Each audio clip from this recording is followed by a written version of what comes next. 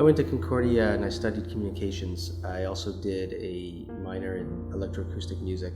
It was my hope to work in the media industry, specifically in audio production. I was hoping to work in the video game industry or in any form of interactive media where I could focus on audio production or music, which is a big passion of mine. I remember waking up every day and going to the popular job sites at the time and always looking for the same keywords, whether it was music, audio, production, media, just typing them in and looking at all the search results that would come up that really had nothing to do with any of those things. I was a bit lost for that entire year after university. Now, I remember I went to one interview at the only music label that I could get an interview at, and they actually got me pretty excited about a job opening, which to me seemed like the absolute dream job, and I was convinced this was going to be it for me. But the interview came and went, and I never heard from them, and eventually I think that company just went out of business. I ended up working outside of the industry, just in any jobs I could find to get along, and it was pretty discouraging just not being able to find anything in my field and something I was passionate about. I knew it wasn't something that I was going to continue doing on any of those jobs, but I had actually no idea what I was going to do. And I wrestled with certainly moving out of the city if I wasn't finding anything in Montreal. My girlfriend at the time, now my wife, was very supportive. She certainly believed in me and I felt support there. The thing that probably kept me feeling good was working, even though it wasn't something that I was particularly interested in. Taking a job that did bring in some income and got me up and out of the house every day pretty early, I think was a very, very good thing.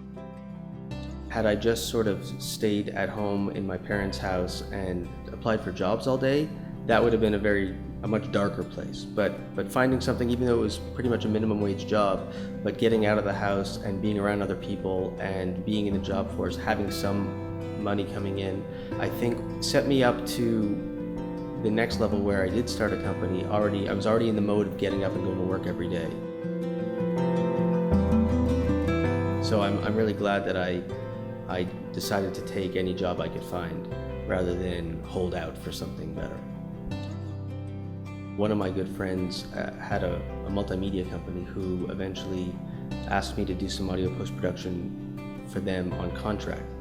It felt fantastic to get paid to do something that you love, and it felt great to do something that I felt I was actually able to do that maybe other people couldn't do, that my training, my skills, or any talent I had in that field was being put to use, and it made me feel really motivated to make sure that I would work in that field.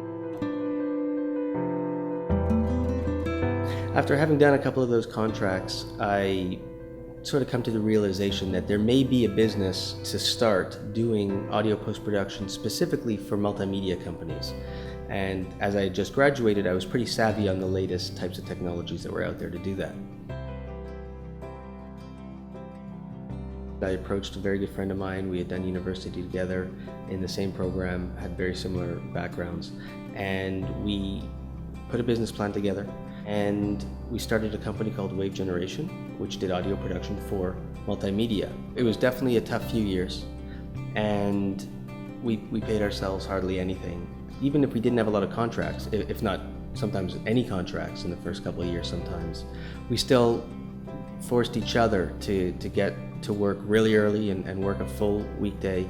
And I'm sure that was in good part inspired from times we had previously working, whether it was working for other companies or being unemployed, and just basically not wanting to go back to there. 5.5 years ago, we started a second company called Budge Studios, where we leveraged all of the expertise we built doing sound and music for video games, and we started our own video game company, doing apps for young kids with big licenses for tablets and smartphones. With Budge Studios, I have the added benefit of creating products that my kids enjoy and inspire. So that's obviously extremely rewarding for me when I see them playing our apps and helping me make them. people do their best work when they're working on the things that they love, that they're good at. That's the number one thing, is do what you love.